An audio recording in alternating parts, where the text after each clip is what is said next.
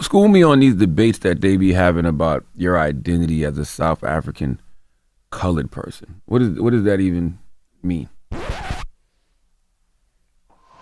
Can we, yeah, can we not, por favor? Oh, I like that. We keeping that in the interview too. Oh, man. I like when they talk from the back and say we can't. I like that.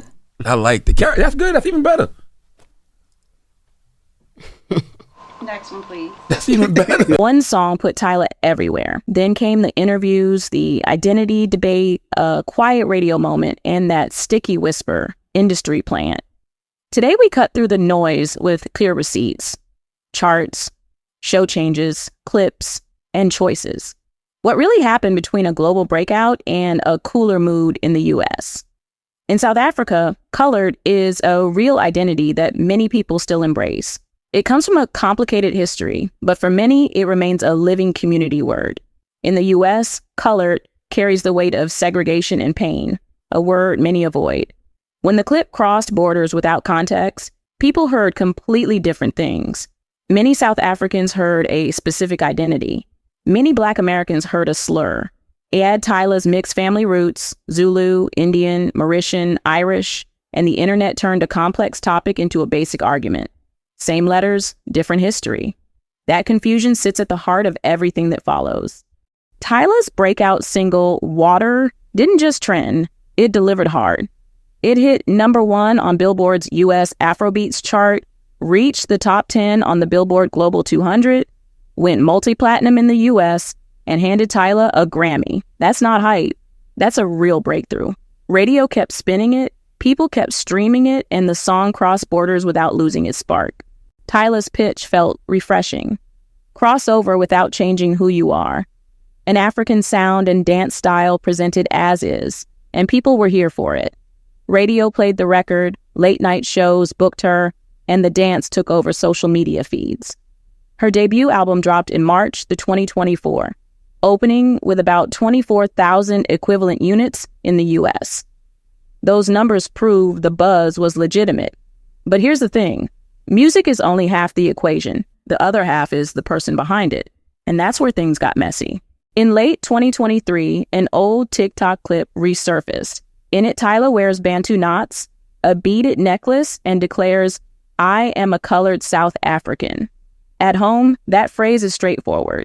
In the US, is loaded with painful history. Throw in diaspora differences about how race gets categorized, plus Tyla's own mixed heritage, and the video hit an audience that didn't share her context. She meant to be precise about her background, but online, the clip triggered generational hurt among Black Americans.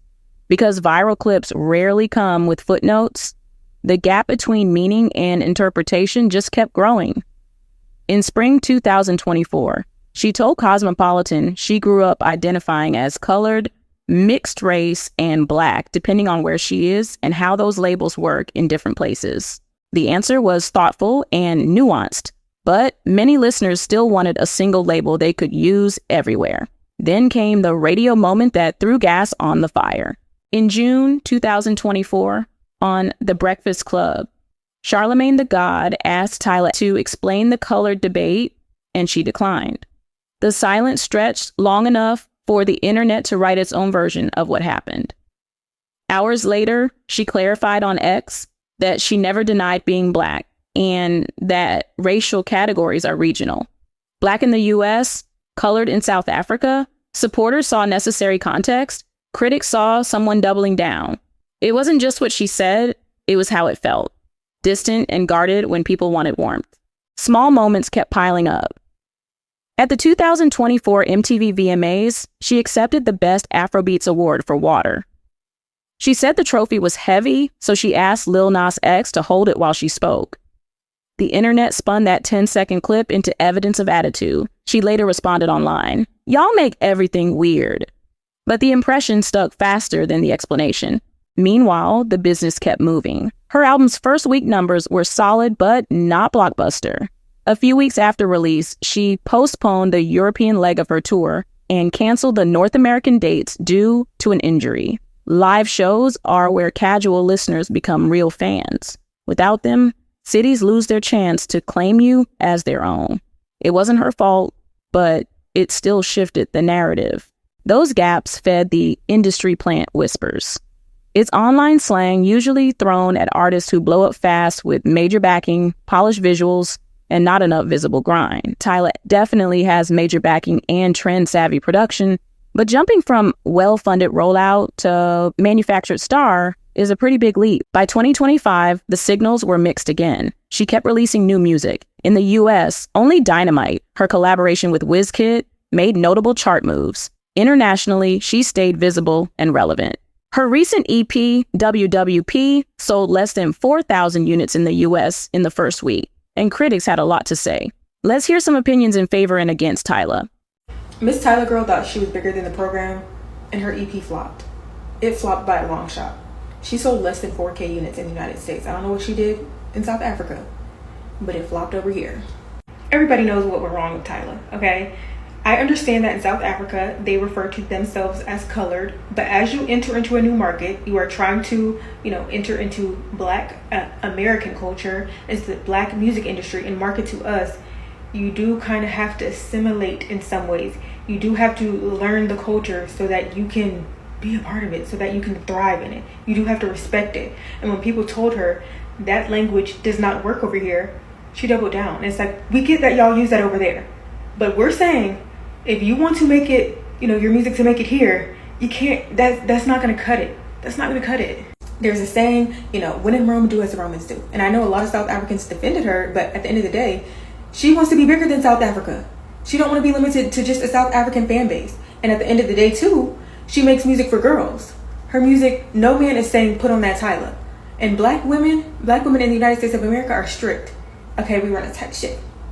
So if we say this ain't gonna cut it, don't use this terminology, and you say that's how I talk, basically, you can't expect us to support you. You can talk like that all you want, but we are allowed to withdraw support. And that's why she flopped, because you wanted to be a part of Black culture, and when I say Black culture, I mean Black American culture, but you didn't want to do as the Romans do. Okay, I know what it is. Tyla listened to them people behind her and not the people in front of her. And he would be correct, because if you did not go and listen to his whole video, because I absolutely agree with every sentiment that he had. First of all, it's an EP that sold, it was only 3,700 copies. The EP is really good. It's 4 songs. I just listened to it. I already heard the single from it, but I listened to the whole thing. And this thing, I actually do like her music. I think Tyla's talented. I don't think she's I can see why she's not popping here, but the girl is talented. The main issue, I think, let's be clear, a lot of it is her fan base. Her team sucks. And you can't sit here and pretty much tell all of us to go F ourselves, and you don't care about the opinions of the market, which is America, and you're getting marketed to Black people here, and pretty much tell us to go fuck ourselves, and we don't care about your opinion. That makes no sense. First of all, Push to Start should have been that single. That should have been a mega, mega hit, because that song is fire. Yeah, some of this is a little too late, because I just saw a tweet that she was interviewed, I think August 5th or something, for Variety, and essentially sat here and said yeah, I know that now that in South Africa, she's considered colored, that in other, I know it's a loaded word for other countries, so I would not be considered that outside of the country. So I am in South Africa, I'm a colored woman, but I'm also Black. If you would have just said that a year and change ago at the Breakfast Club interview, girl, that's probably the biggest misstep that your team has done to you. And it probably did irreparable damage, to be for real, because that's so simple. It was so simple to say. Also, the market research that your team did, or lack thereof, was dumb as fuck, because then they should have never put you on the Breakfast Club. If you were going to go to 105.1, where you could have went to Angie Martinez, and you could have went to Angela Yee if she had her show at the time. You could have also went to Hot 97, and I would have even put her on Ebro in the morning before I put her on the Breakfast Club. You need to fix your team. You should definitely be addressing your fans and the way that they come at all the Americans, because it's not helping you. Because that's the one thing, like, I do like her music. I think it's a bop. Issue is your fans, majority can't stand them. Also, your attitude, for you to be essentially, you might not be a new artist across seas like back home, but you're trying to break into a new market. You're essentially a brand new artist over here, and your attitude, honestly, shit, which is probably what has pushed a lot of people away from your music, because girl, ugh. But I will say, if you're willing to give her music a chance and you do like Afro beats and whatnot, like, I think I really like the album. Like, I like her music. I'm just, as a person, bleh. Tyla is flopping in the United States and she cannot even sell her new EP. That's what y'all keep saying in my last video, and it is so funny to me. Let's talk about it. So Tyla dropped her brand new EP, WWP, a couple weeks ago, and I made a video about it, and y'all have been blowing up the comments saying that it is not selling at all in the United States. And what's so funny to me is I made that video before the numbers came out for the project, because I listen to music objectively. Like most people, I love listening to music on New Music Fridays, but because I live in Los Angeles, I got to listen to it pretty much the night before, Thursdays at 9 p.m. because that's midnight on the East Coast. So a lot of my reviews and first listens happen on like the Thursday before anyone has even heard it. But what's so funny to me about these comments is that y'all think the charts mean everything for music, and they don't. There are so many undiscovered artists that will never chart, and their music is amazing, and I make videos about them. There's so many people like Tyla that are household names and people know who they are, but their music isn't charting, but I'll still make a review about their music. There's so many people that are industry plants that I will also make reviews about their music. To me, it doesn't matter if your songs are going #1 and going platinum, or if the artist has 100 listeners on Spotify. I listen to music objectively and give my opinion on it. And if y'all are just using the logic of streams and awards to listen to music, like, what are y'all doing?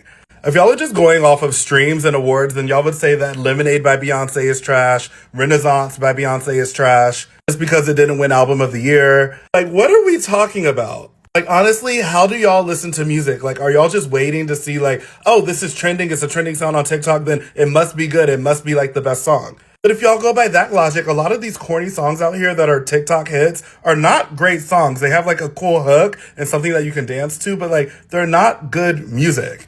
I still think this Tyla EP is a great body of work. And y'all keep calling it an album. It's literally 5 songs. A label is not pumping up marketing for an EP, and she's having a second EP come later this year. They're not going to use the same resources that they would use for an album or for a lead single off of an album. The way y'all listen to music is truly terrifying if y'all are just going off of numbers. So if y'all actually want to listen to the EP and have an articulate conversation, I'm totally down for that. Drop a comment. So is Tyla actually flopping? The numbers say absolutely not. Water was a massive hit. There's a Grammy on her shelf, her album charted, and she's been everywhere from the Met Gala to high-profile campaigns. What's really happening is a recalibration.